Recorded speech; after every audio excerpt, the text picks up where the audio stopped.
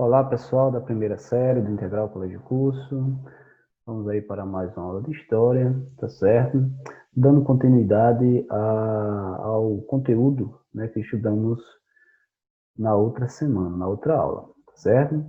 Na outra aula a gente estudou sobre a criação do mundo, né, segundo a mitologia Tupi-Guarani, tá? Acho que vocês lembram, né, do mito da criação, segundo aí a mitologia Tupi-Guarani, a questão do Yamandu, né? Ele criou Tupã e a partir daí Tupã foi criou a Mãe Terra, tá? Criou um ser humano, né? Era o homem adornado que foi dando nome às coisas, tá? Até criar aí o primeiro ser humano, tá certo?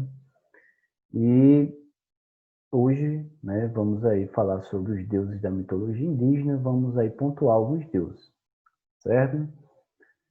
Então vamos lá.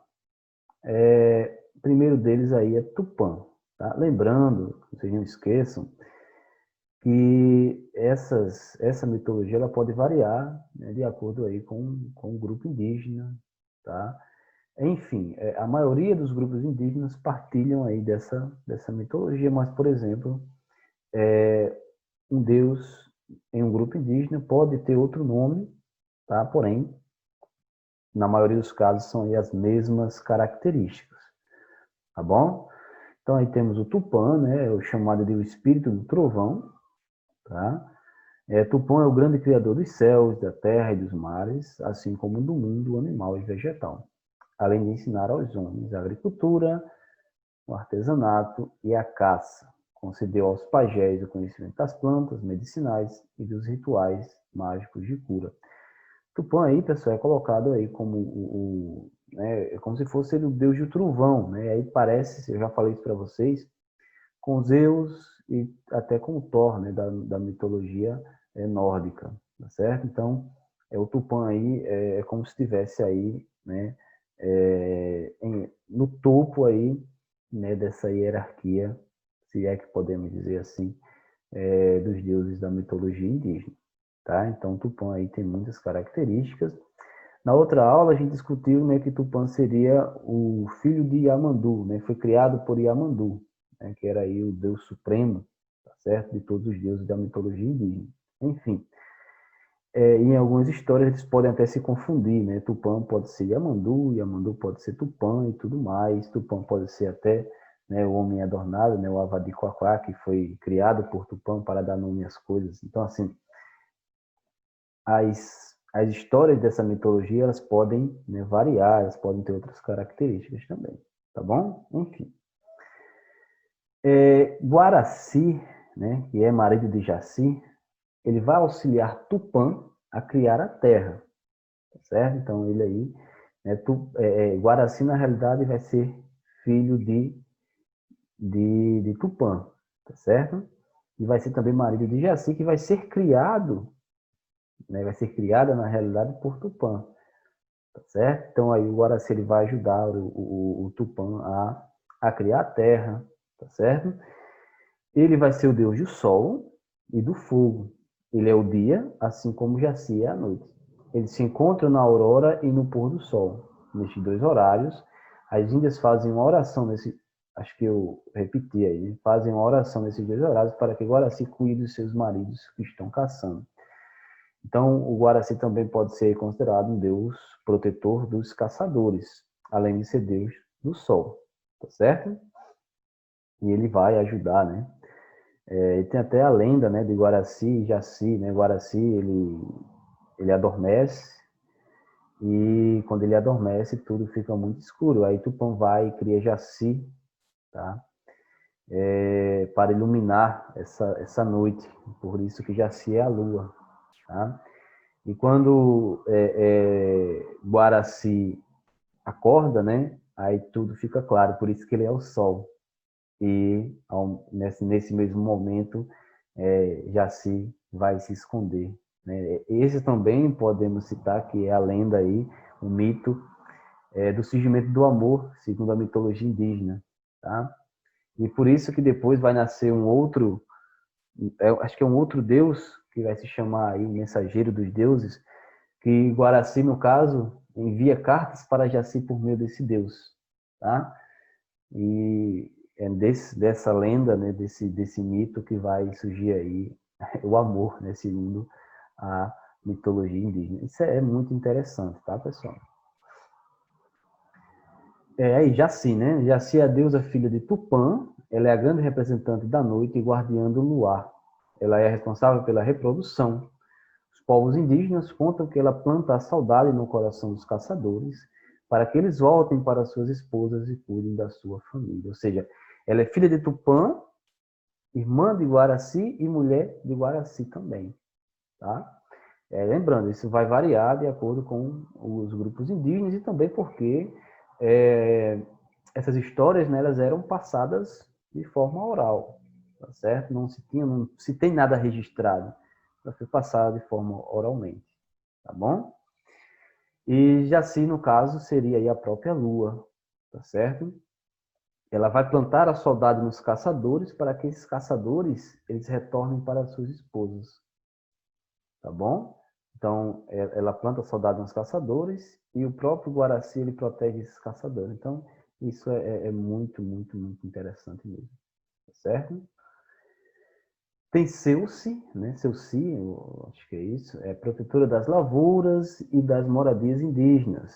Seuci aí ela vai ser comparada, olha só que interessante, pelos colonizadores à Virgem Maria, por ter dado aí a luz de maneira milagrosa. Seu filho, Jurupari, espírito guia e guardião, nasceu do fruto da Cucura Purumã, que é uma árvore que representa o bem e o mal na mitologia tupi, tá certo? O grande fato aí, né, a grande questão aí é porque ela vai ser comparada à Virgem Maria segundo os colonizadores católicos. Por quê? Porque ela vai dar a luz aí de forma milagrosa. É um mistério, né?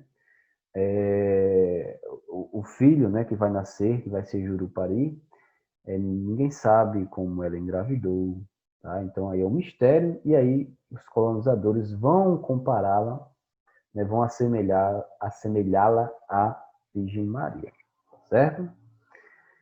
Anhangá, tá? É o protetor dos animais, dos caçadores, porém ele é a representação do mal. Ele é o arqui-inimigo de Tupã e é sempre associado às dimensões infernais. É como se ele fosse aí o deus do submundo, né? O deus, né? Deus do inferno, tá certo? Seu espírito anda livre por aí, se transformando em animal selvagem no meio da mata. Então ele se transforma em animais selvagens para, né, andar, né, sobre a terra, né, ou fazer algumas coisas terrenas. Certo? É interessante que na época da colonização, os jesuítas, sabendo dessas histórias, por exemplo, pegavam a imagem de Anhangá, tá? Para até fazer com que os indígenas ficassem contra a sua própria religião ou suas religiões.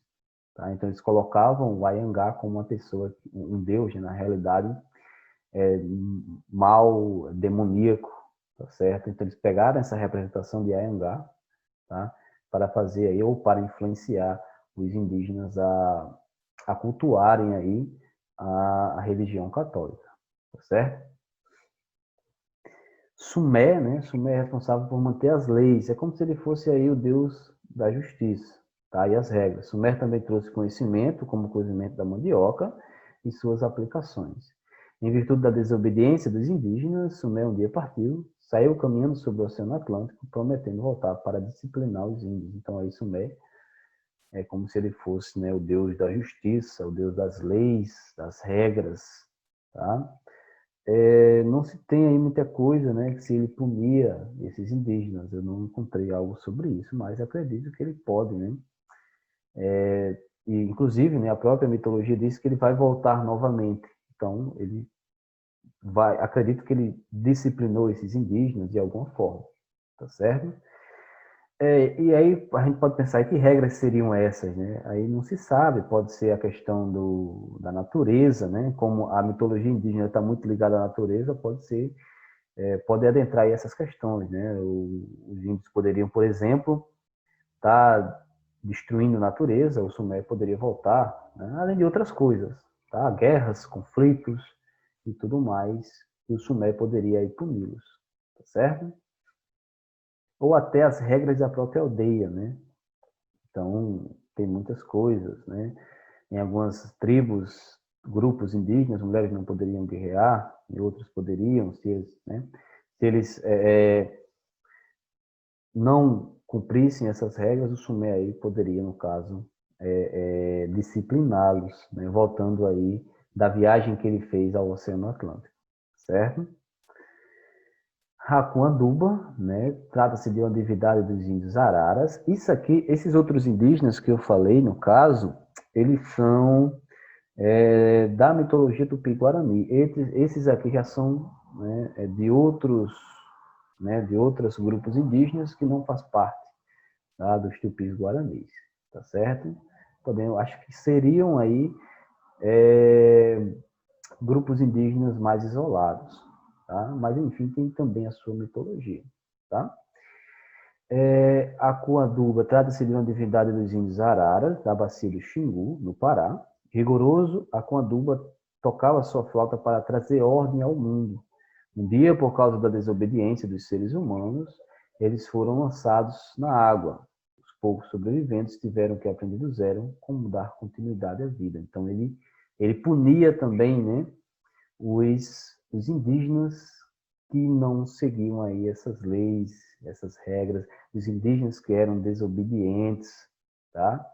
E aí ele lança essas pessoas no mar, tá certo? E os sobreviventes têm que aprender do zero a como viver novamente, a como todas as coisas que eles tinham, né? Eles perderam, tá certo? É como se tivessem perdido aí a memória, né? Algo desse tipo.